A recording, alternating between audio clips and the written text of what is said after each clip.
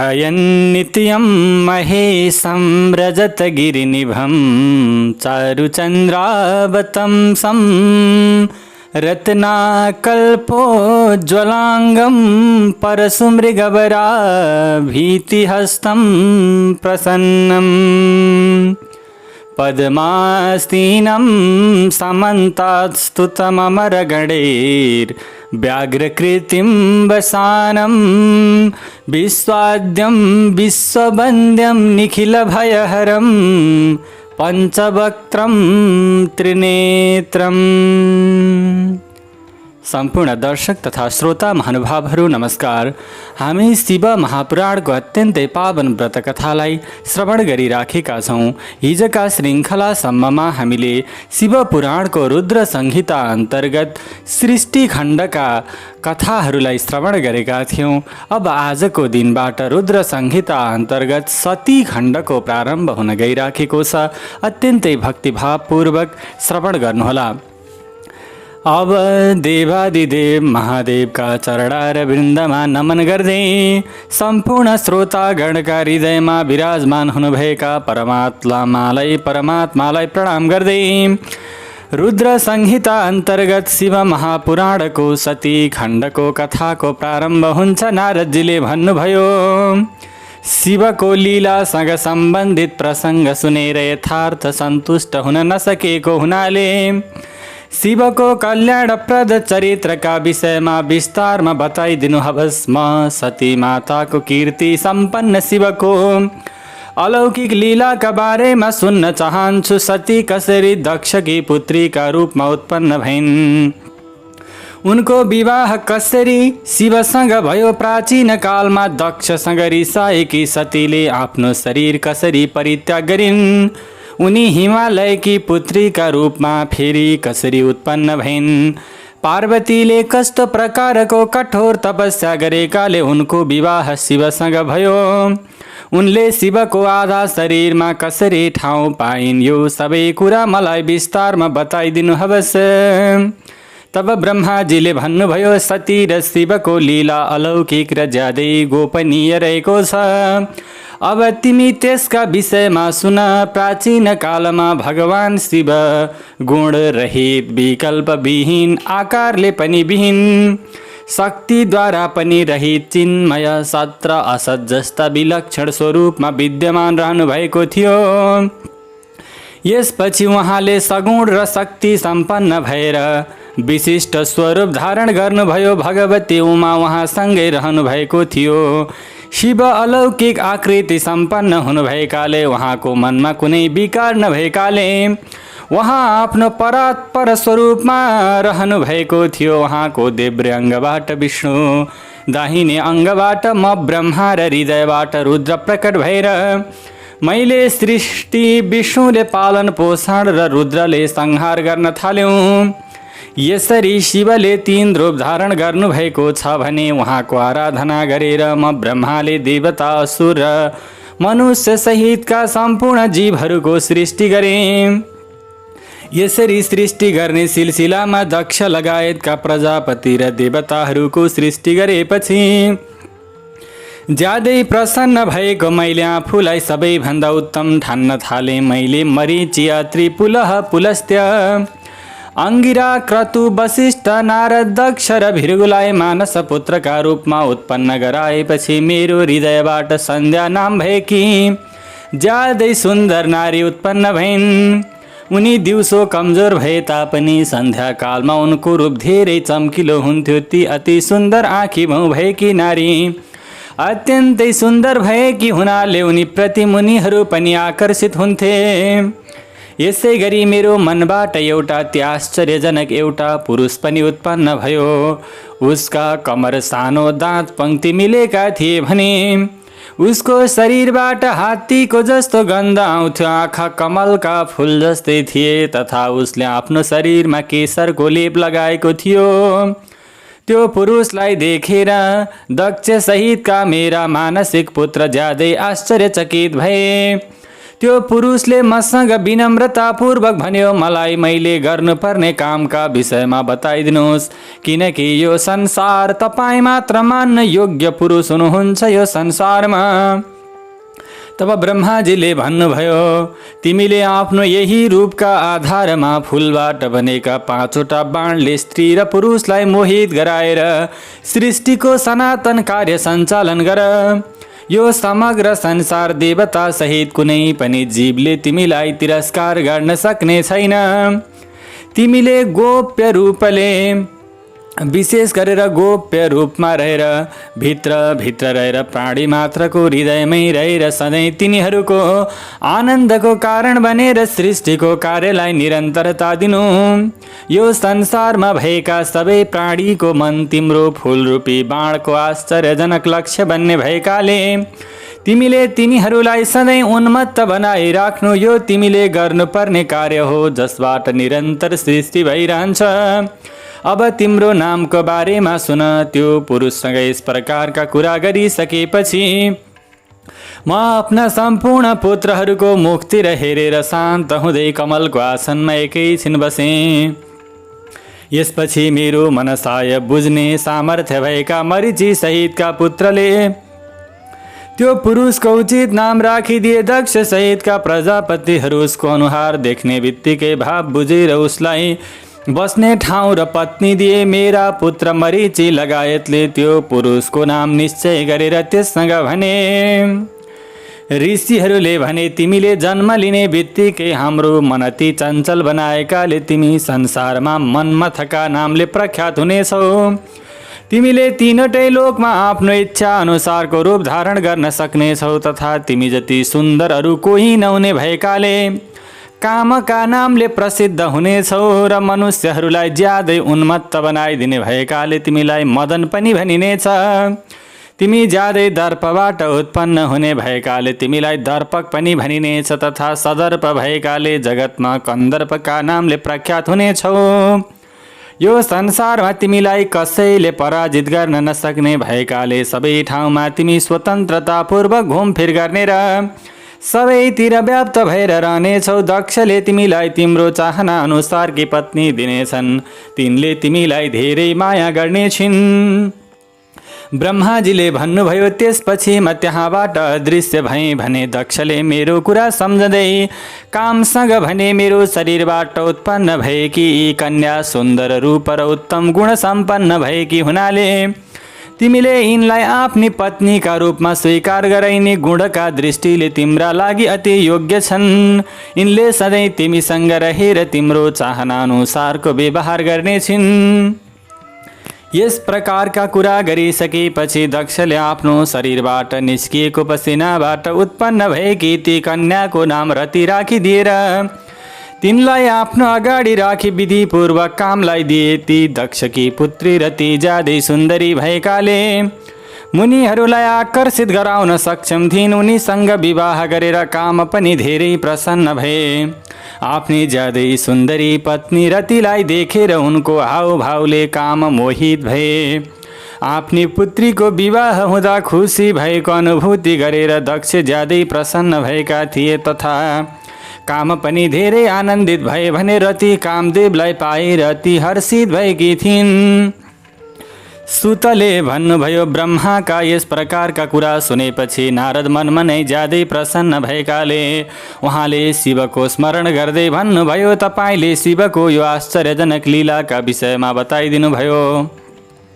अब मलाई पितृहरू उत्पन्न गराउने ब्रह्माकी पुत्री सन्ध्या कहाँ गइन्, उनले के गरिन् तथा उनको विवाह कोसँग भयो, यी कुरा बताइदिनु हवस्। तब ब्रह्माजीले भन्नुभयो, मेरी मानस पुत्री सन्ध्या तपस्या गरेर शरीर त्यागेर मेधातिथि मुनिकी पुत्री अरुन्धतीका नामले प्रख्यात भइन्। उनले ब्रह्मा विष्णु र शिवको आज्ञा अनुसार वशिष्ठलाई आफ्नो पति स्वीकार गरिन्। ती अरुन्धती सबैले पूजा गर्न योग्य थिइन्। नारदले भने, सन्ध्याले कसरी केका लागि र कहाँ तपस्या गरिन्, उनी कसरी शरीर परित्याग गरेर मेधातिथिकी पुत्री भइन्, उनले ब्रह्मा विष्णु र शिवको आज्ञाका अनुसार वशिष्ठलाई कसरी आफ्नो पति बनाइन्, यस विषयमा मलाई विस्तारमा बताइदिनु हवस्।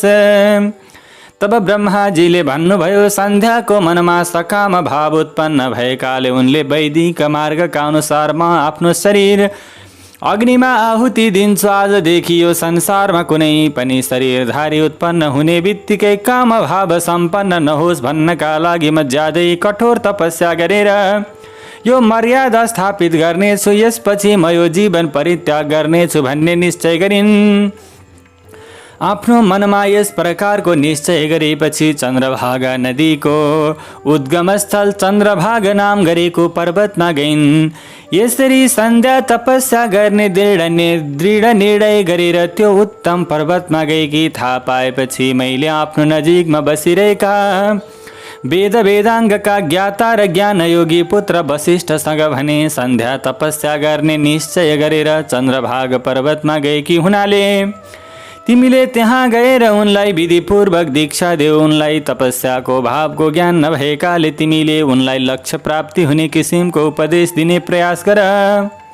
मेरो यस प्रकारको आज्ञा पाएका वशिष्ठ तेजस्वी ब्रह्मचारीको रूप धारण गरेर सन्ध्याको नजिकैमा गए। त्यो चन्द्रभाग पर्वतमा जलमा हुनुपर्ने गुणसहितको मानसरोवर जस्तै शोभायमान एउटा देव सरोवर रहेको छ। वशिष्ठले त्यो सरोवरको किनारमा बसेकी सन्ध्यालाई देखे। कमलको फुलले यथार्थ रूपमा परिपूर्ण भएको त्यो सरोवर सन्ध्याका प्रभावले चन्द्रमा र ताराहरूले परिपूर्ण भएको आकाश जस्तै देखिएको थियो। ती सन्ध्या त्यहाँ बसेकी देखेपछि वशिष्ठले आश्चर्यचकित हुँदै त्यो बृहल्लोहित नाम भएको सरोवर र त्यो पर्वतको शिखरबाट निस्किएर समुद्रतिर गएकी चन्द्रभागा नदीको राम्ररी निरीक्षण गरे। जसरी गङ्गा हिमालयबाट निस्किएर समुद्रतिर जान्छन्, त्यसै गरी चन्द्रभागको पश्चिमतिरको शिखर छेडेर ती नदी समुद्रतिर गइरहेकी थिइन्। त्यो चन्द्रभाग पर्वतमा रहेको बृहल्लोहित सरोवरको किनारमा बसेकी सन्ध्यासँग वशिष्ठले सोधे। वशिष्ठले भने, तिमी यो मनुष्यविहीन पर्वतमा किन आएकी हौ? तिमी कसकी पुत्री हौ? तिमी यहाँ के गर्ने विचार गरेकी छौ? मलाई यो सबै कुरा बताऊ। तब ब्रह्माजीले भन्नुभयो। वशिष्ठका यस प्रकारका कुरा सुनेपछि सन्ध्याले उनीतिर हेरिन्। त्यस समयमा वशिष्ठ आफ्नो तेजका प्रभावले दन्किएको आगो जस्तै प्रकाशमय भएकाले उनलाई हेर्दा ब्रह्मचर्य शरीर धारण गरेर आएको अनुभूति हुन्थ्यो तथा उनको शिरमा जटा शोभायमान भइरहेको थियो। सन्ध्याले उनलाई आदरपूर्वक प्रणाम गरेर भनिन्। सन्ध्याले भनिन्, म ब्रह्माकी पुत्री हुँ। मेरो नाम सन्ध्या हो र म तपस्या गर्नका लागि यो मनुष्यविहीन पर्वतमा आएको हुँ। यदि तपाईँलाई उपदेश दिन उचित लाग्दछ भने मलाई तपस्या गर्ने विधि बताइदिनुहोस्, किनकि म तपस्या गर्न चाहन्छु। मलाई तपस्याको विधिका विषयमा केही ज्ञान नभए तापनि तपस्या गर्ने निश्चय गरेर यहाँ आएकी हुनाले म ज्यादै चिन्तित भइरहेकी छु। तब वशिष्ठले भने, तिमीले सबैभन्दा उत्कृष्ट तेज सम्पन्न उत्तम तपस्वी र सबैले आराधना गर्ने परमात्मा शिवलाई आफ्नो हृदयमा स्थापना गरेर जो धर्म अर्थ काम र मोक्षको आदि कारण तीनवटै लोकका सृष्टिकर्ता द्वितीय पुरुष शिव हुनुहुन्छ, उहाँको भजन गर।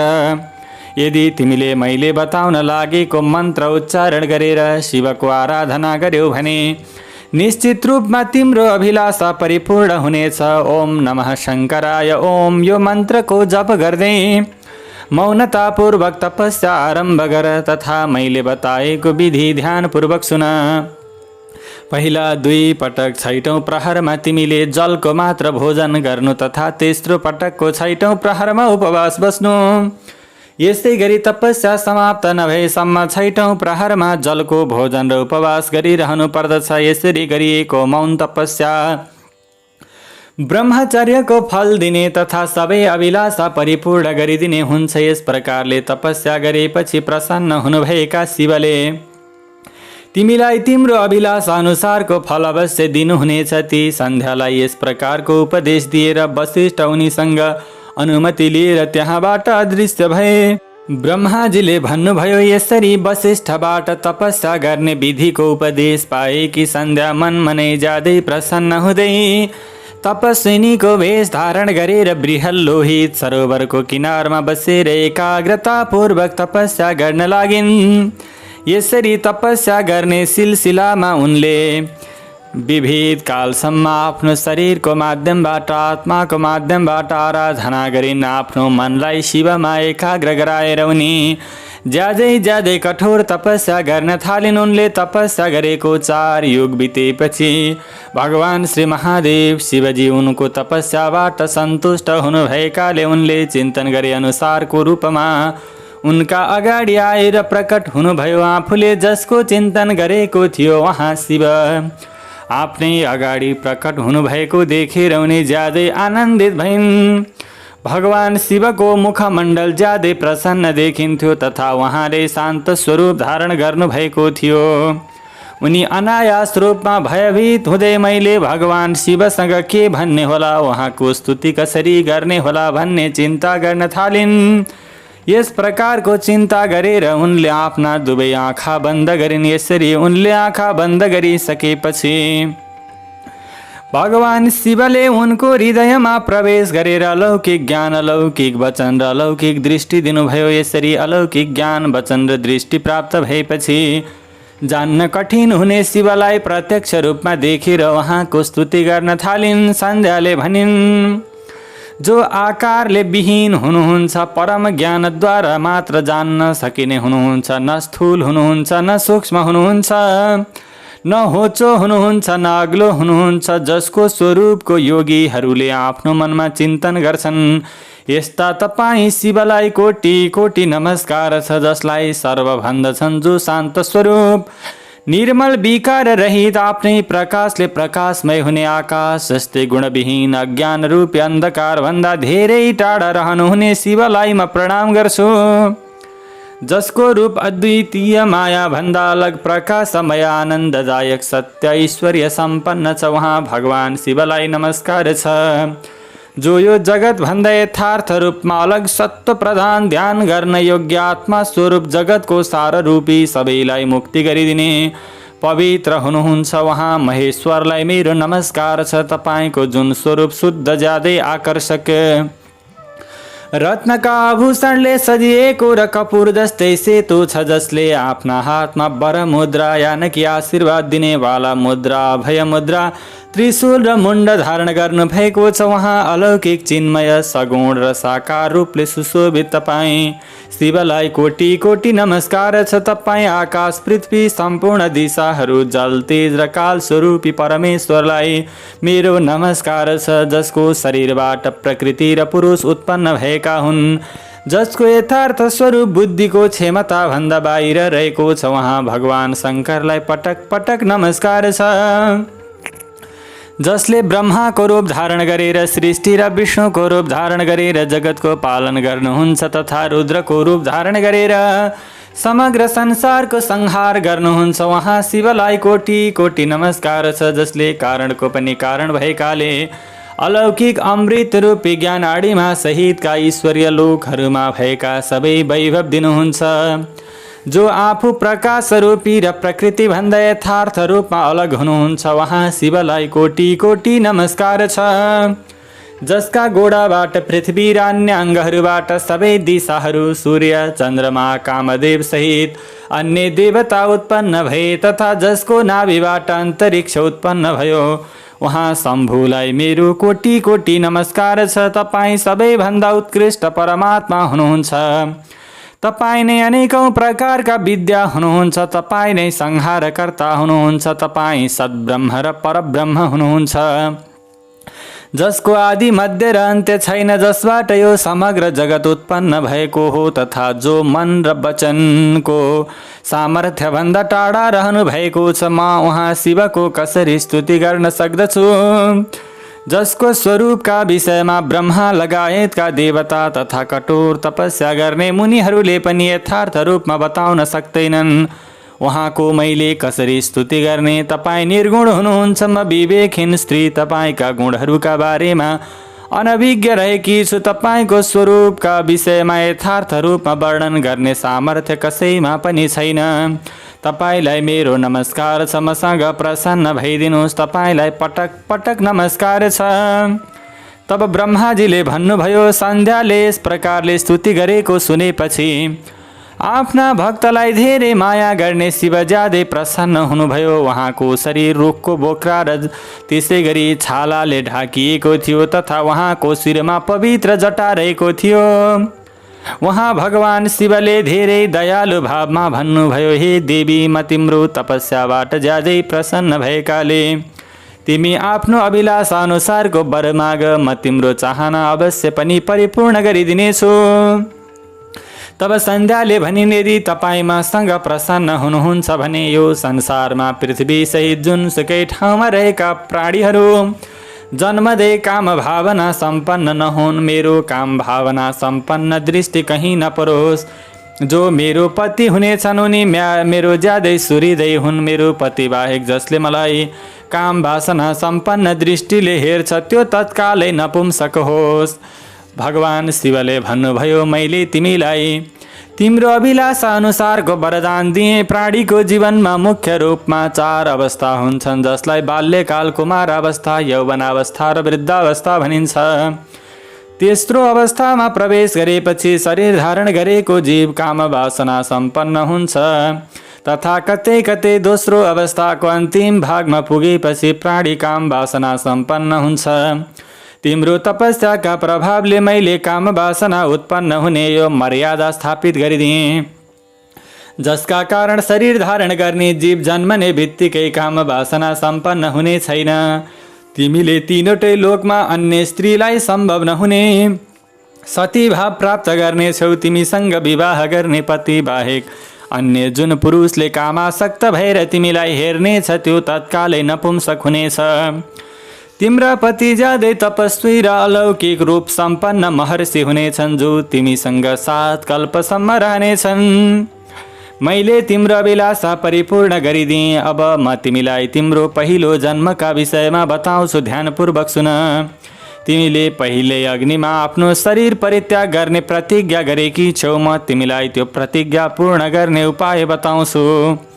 मेधा तिथि मुनिले 12 वर्षसम्म निरन्तर चलिरहने यज्ञ आरम्भ गरेका छन्। त्यो अग्नि पूर्ण रूपमा प्रज्वलित भएको छ। तिमीले तत्कालै त्यो अग्निमा आफ्नो शरीर आहुति गरिदेऊ। यही पर्वतबाट निस्किएकी चन्द्रभागा नदीको किनारमा मेधा तिथिले महायज्ञको अनुष्ठान गरिरहेका छन्। तिमी आनन्दपूर्वक त्यहाँ जाऊ, किनकि त्यहाँ तिमीलाई कसैले देख्दैन। मेरो कृपाका प्रभावले तिमी मुनिकी अग्निबाट उत्पन्न भएकी कन्या हुनेछौ। तिमीले आफ्नो अभिलाषा अनुसारको पतिलाई आफ्नो हृदयमा धारण गरेर उसको चिन्तन गर्दै आफ्नो शरीर यज्ञको अग्निलाई समर्पण गरिदिनु। जुन समयमा तिमी यो पर्वतमा बसेर 4 योग लागेपछि कठोर तपस्या गरिरहेकी थियौ, त्यसै समयमा त्यो 4 युग मध्येको सत्य युग बितेर त्रेता लागेपछि दक्षका धेरै कन्या उत्पन्न भए। उनले ती कन्याको उनीहरूका लागि योग्य वरसँग विवाह गरिदिए। तिनीहरूमध्ये 27 वटी कन्याको चन्द्रमासँग विवाह भयो भने चन्द्रमा अन्य सबै पत्नीहरूलाई छाडेर रोहिणीलाई माया गर्न थाले। यसका कारणले ज्यादै रिसाएका दक्षले चन्द्रमालाई श्राप दिएपछि सबै देवता तिम्रो नजिकमा आए, तर तिम्रो मन ममा ज्यादै आकर्षित भएको हुनाले तिमीले ब्रह्मासँग आएका देवताहरूतिर हेरिनौ। त्यसपछि ब्रह्माले आकाशतिर हेरेर चन्द्रमाले फेरि आफ्नो रूप प्राप्त गर्न सकुन् भन्ने आशयले सृष्टि गरेकी नदी चन्द्रभागाका नामले प्रख्यात भइन्। चन्द्रभागा उत्पन्न हुने बित्तिकै महर्षि मेधातिथि त्यहाँ पुगे।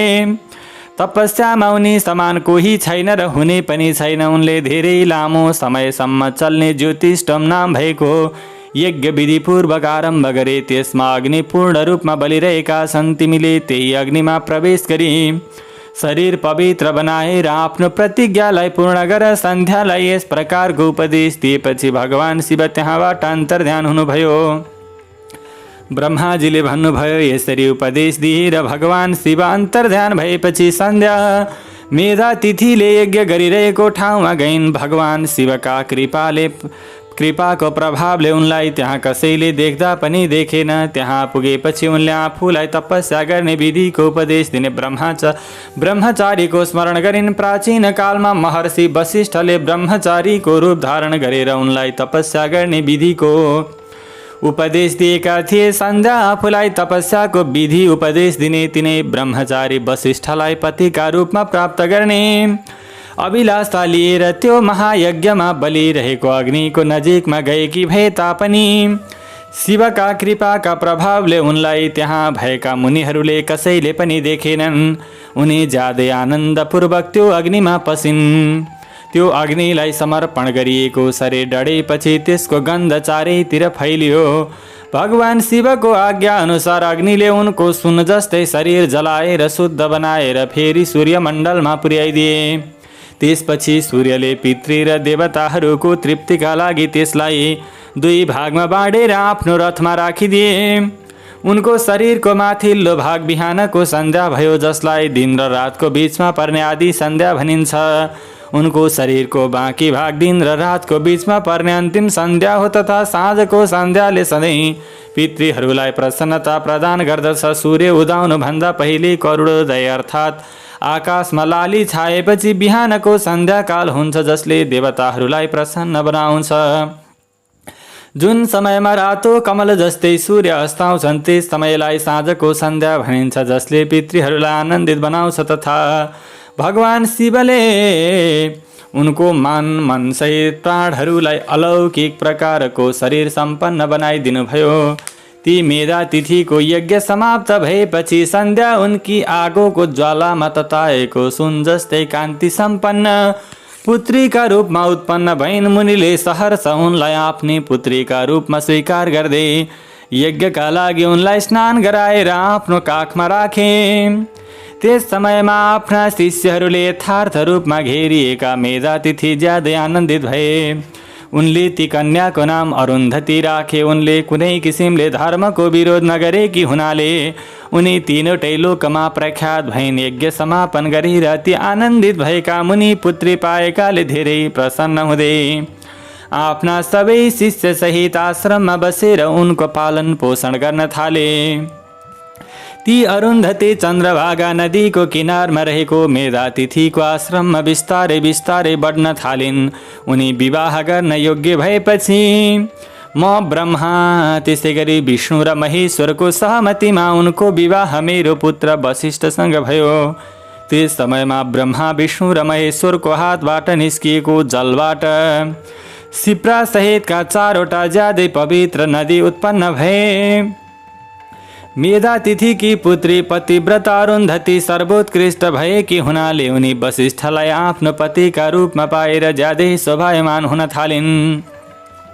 उनीबाट शक्ति लगायतका 7वटा ज्यादै उत्तम पुत्र उत्पन्न भए। यसरी मैले तिमीलाई सन्ध्याका सबै किसिमको अभिलाषा परिपूर्ण गरिदिने अलौकिक चरित्रका विषयमा बताइदिए। जुन स्त्री वा शुद्ध आचरण सम्पन्न पुरुषले यो प्रसङ्ग सुन्छन् तिनका सबै अभिलाषा पूर्ण हुनेमा कुनै दुविधा छैन। तब नारदजीले भन्नुभयो, तपाईँ अरुन्धती र उनको पहिलो जन्मको सर्वोत्कृष्ट अलौकिक कथा सुनाइदिनु भयो। म प्रसन्न भएँ। अब मलाई शिवको परम पवित्र चरित्रका विषयमा विस्तारपूर्वक बताइदिनु हवस्, जुन सबैको पाप नष्ट गरिदिने सर्वोत्कृष्ट र मङ्गलदायक छ। कामदेवको विवाह रतिसँग सम्पन्न गरेर दक्ष सहित अन्य मुनिहरू आफ्नो ठाउँमा तथा सन्ध्या तपस्या गर्न गएपछि त्यहाँ के भयो? तब ब्रह्माजीले भन्नुभयो, तिमी शिवका भक्त भएकाले उहाँको लीला सम्पन्न चरित्रका विषयमा सुन। प्राचीन कालमा म मोहका वशमा परेको समयमा भगवान शिवले मेरो उपहास गर्दा मलाई धेरै रिस उठ्यो। यथार्थमा मलाई शिवको मायाले ढाकेको हुनाले म उहाँको ईर्ष्या गर्न थालेँ। त्यसका बारेमा म तिमीलाई बताउँछु। म दक्ष भएको ठाउँमा गएँ। रति सहित कामदेव पनि त्यहीँ थिए। त्यस समयमा म दक्ष सहितका पुत्रहरूसँग आनन्दपूर्वक कुराकानी गर्न थालेँ। यसरी कुराकानी गर्ने सिलसिलामा म शिवको मायाले पूर्ण रूपमा ढाकिएको हुनाले मैले भने, तिमीहरू शिवको कुनै ज्यादै कामुक कान्ति सम्पन्न स्त्रीसँग विवाह हुने उपाय निकाल। यसपछि मैले शिवलाई मोहित पार्ने दायित्व रति सहित कामदेवलाई दिएँ। कामदेवले मेरो आज्ञा स्वीकार गर्दै भने सुन्दरी नै मेरो अस्त्र भएकाले शिवलाई मोहित गराउनका लागि कुनै नारीको सृष्टि गर्नु हवस्। उनका यस प्रकारका कुरा सुनेर म चिन्तामा परेकाले लामो लामो सास फेर्न थालेँ। मेरो त्यो सासबाट अत्यधिक फुलले विभूषित वसन्त उत्पन्न भए। वसन्त र मलया नील कामदेवका सहयोगी हुन्। यिनीहरूसँगै गएका कामदेवले पटक पटक शिवलाई मोहित पार्ने प्रयास गरे तापनि उनी सफल हुन सकेनन्। यसरी उनी असफल भएर फर्किएको देखेर म ज्यादै दुखी भएकाले मेरो मुखबाट निस्किएको सासबाट मारणहरू उत्पन्न भए।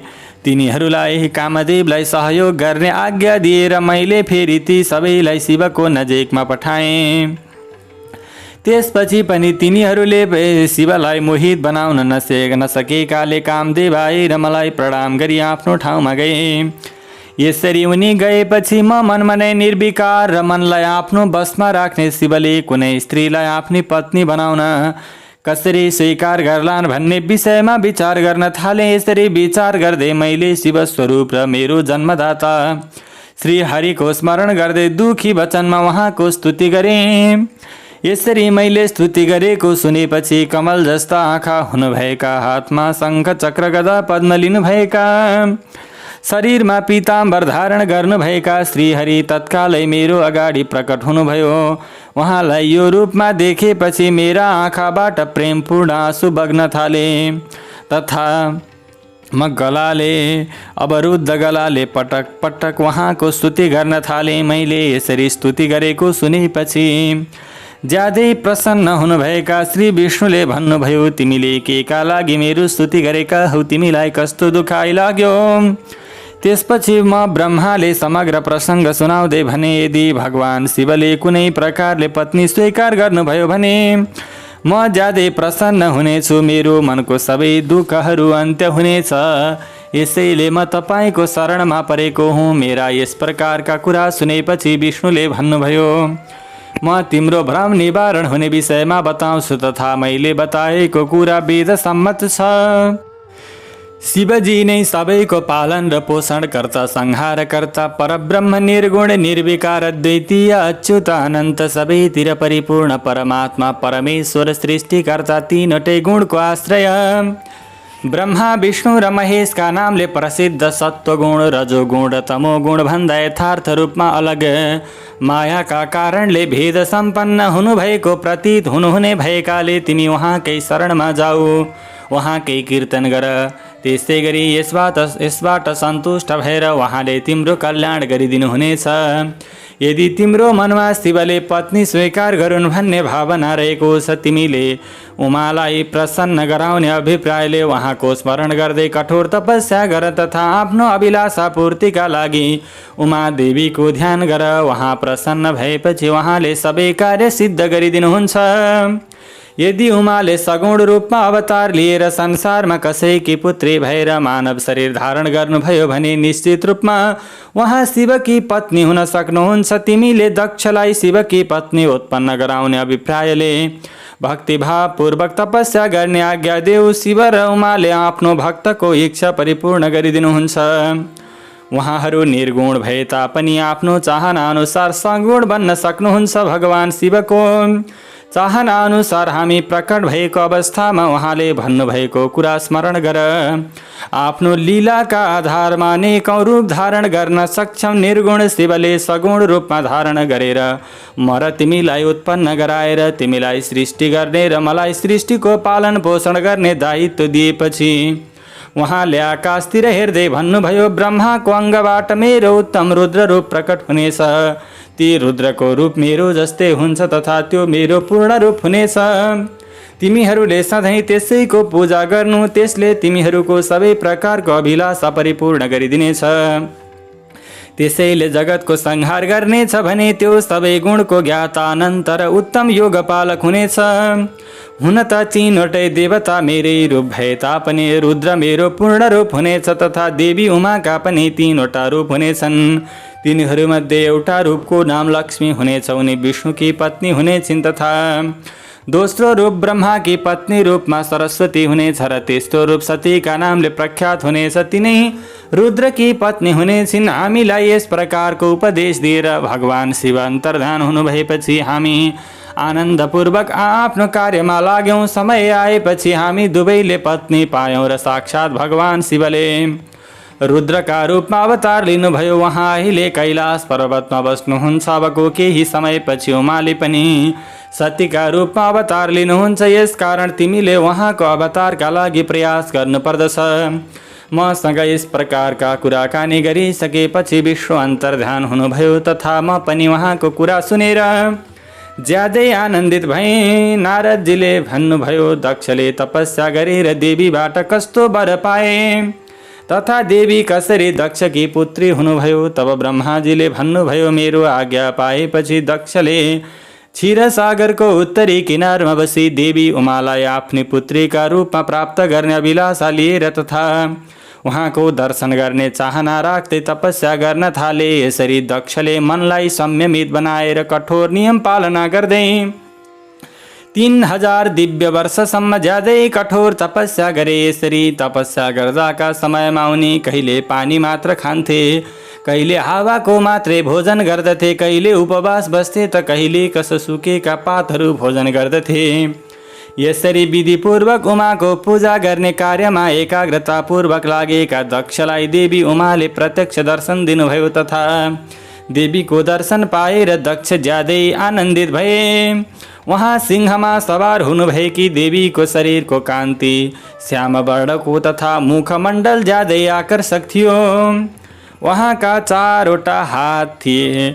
उहाँले आफ्ना हातमा वरद मुद्रा, अभय मुद्रा, नीलकमल र त्यसै गरी नीलकमल धारण गर्नुभएको थियो र खड्ग पनि धारण गर्नुभएको थियो। यस प्रकारकी देवीको दर्शन पाएपछि दक्ष अनेकौं प्रकारले स्तुति गर्न थाले। दक्षले भने, हे महेश्वरी, तपाईलाई नमस्कार छ। हजुरले ममाथि कृपा गरेर आफ्नो साक्षात स्वरूपको दर्शन दिनुभयो। मबाट प्रसन्न भइदिनुहोस्। तपाईलाई कोटि कोटि नमस्कार छ। तब ब्रह्माजीले भन्नुभयो, दक्षले यसरी स्तुति गरेपछि उनको मनसाय बुझेर देवी उमाले भन्नुभयो, तिम्रो स्तुतिबाट म ज्यादै प्रसन्न भएँ। तिमी आफ्नो अभिलाषा अनुसारको वर माग, म तिमीलाई तिम्रो चाहना अनुसारको वर अवश्य दिनेछु। देवीका यस प्रकारका कुरा सुनेर ज्यादै प्रसन्न भएका दक्ष प्रजापतिले उहाँलाई पटक पटक प्रणाम गर्दै भने, दक्षले भने, यदि तपाईँ मलाई वरदान दिन चाहनुहुन्छ भने मेरो अभिलाषा परिपूर्ण गरिदिनु हवस्। मेरा स्वामी भगवान शिवले रुद्रको रूप धारण गरेर ब्रह्माको पुत्रका रूपमा अवतार लिनुभएको छ। उहाँ शिवको पूर्ण अवतार हुनुभए तापनि तपाईँले कुनै अवतार नलिनु भएकाले उहाँकी पत्नी हुन योग्य कोही पनि छैन। यसै कारण तपाईँले पृथ्वीमा अवतार लिएर आफ्नो सुन्दरताले महेश्वरलाई मोहित गरिदिनु हवस्, किनकि तपाईँ बाहेक अन्य कुनै पनि स्त्रीले रुद्रलाई कहिल्यै मोहित गर्न सक्ने छैनन्। यसकारण तपाईँले मेरी पुत्रीका रूपमा अवतार लिएर महादेवकी पत्नी बनिदिनुहोस्। यो मेरो चाहना भए तापनि यो मेरो मात्र स्वार्थको विषय होइन, किनकि यसबाट सबैको कल्याण हुन्छ। म ब्रह्माजीको आज्ञा अनुसार यहाँ आएको हुँ। हजुरको तपस्या गरेको हुँ, माताको आराधना गरेको हुँ। दक्षका यस्ता प्रकारका कुरा सुनेर उमा हाँस्नुभयो र मनमनै शिवको स्मरण गर्दै भन्नुभयो, म तिम्रो तपस्याबाट ज्यादै प्रसन्न भएकी हुनाले तिमीलाई तिम्रो अभिलाषा अनुसारको वरदान दिन तयार छु। म महेश्वरी भए तापनि तिम्रो भक्तिका प्रभावले तिम्री पत्नीका गर्भबाट तिम्री पुत्रीका रूपमा अवतार लिनेमा कुनै दुविधा छैन। म ज्यादै कठोर तपस्या गरेर महादेवकी पत्नी बन्ने छु। त्यो कार्य सिद्ध गर्ने अर्को कुनै उपाय छैन, किनकि उहाँ निर्विकार ब्रह्मा र विष्णुले पनि सधैँ ध्यान गर्ने तथा पूर्ण स्वरूप हुनुभएकाले म सधैँ कि उहाँकी प्रिया र दासी हुँ। उहाँ अनेकौं रूप धारण गर्नुहुने शम्भु प्रत्येक जन्ममा मेरो पति हुनुहुनेछ। शिवले आफूले दिएको वर अनुसार ब्रह्माको आँखी भौका बीचबाट रुद्रका रूपमा अवतार लिनुभएको हो। म पनि उहाँबाट वर प्राप्त गरेर उहाँको आज्ञा अनुसार यहाँ अवतार लिन्छु। अब म तत्कालै तिम्री पुत्रीका रूपमा अवतार लिएर महादेवकी पत्नी बन्नेछु। दक्ष प्रजापतिसँग यस प्रकारका कुरा गरिसकेपछि मनमा नै शिवको आज्ञा पाएर उमाले शिवका चरणको चिन्तन गर्दै फेरि भन्नुभयो, तर एउटा कुरा तिमीले कहिले बिर्सनु हुँदैन। त्यो के हो भने यदि कुनै समयमा तिमीले मेरो अनादर गर्यौ भने म त्यसै समयमा आफ्नो शरीर परित्याग गरेर आफ्नो यथार्थ स्वरूपमा विलिन हुनेछु अथवा मैले अर्को शरीर धारण गर्नेछु। म तिमीलाई आफू प्रत्येक सर्ग वा कल्पमा तिम्री पुत्रीका रूपमा अवतार लिएर शिवकी पत्नी बन्ने वरदान दिन्छु। दक्षलाई यस प्रकारको वरदान दिएर देवी त्यहाँबाट अन्तर्धान हुनुभयो तथा दक्ष पनि उमालाई पुत्रीका रूपमा पाउने भएकाले ज्यादै प्रसन्न हुँदै आफ्नो आश्रममा फर्के। ब्रह्माजीले भन्नुभयो, यसपछि दक्षले आफ्नो आश्रममा गएर मेरो आज्ञा अनुसार अनेकौं प्रकारको मानसिक सृष्टि गर्न थाले। त्यो सृष्टि बढ्न नसकेको देखेर उनले मसँग भने, दक्षले भने, मैले सृष्टि गरेका प्रजाको वृद्धि हुन सकिरहेको छैन, किनकि मैले जति प्रजाको सृष्टि गरेको थिएँ त्यतिमै सीमित रहेको हुनाले अब म के गरौँ। अब हजुरले जीवको आफै वृद्धि हुने उपायका बारेमा बताइदिनु भए म त्यसै अनुसारको सृष्टि गर्ने थिएँ।